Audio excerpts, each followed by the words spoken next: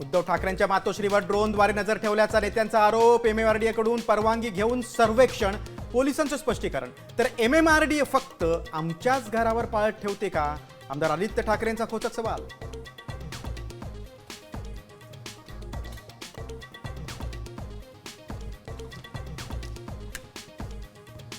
शिवतीर्थवरील मनसेच्या बैठकीत रणनीती ठरली. मतदानाच्या दिवशी दुबार मतदारांवर नजर ठेवणार, याद्यांच्या निरीक्षणासाठी नेत्यांची निवड करणार.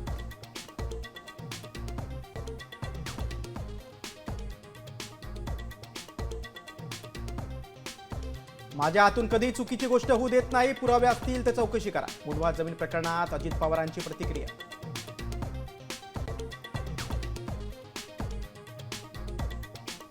मंत्री राधाकृष्ण विखे पाटलांची गाडी फोडणाऱ्याला 1 लाख रुपयांचं बक्षीस. बच्चू कडूंची घोषणा. विखेंच्या शेतकऱ्यांच्या कर्जमाफी संदर्भातील वादग्रस्त वक्तव्यानंतर कडू आक्रमक.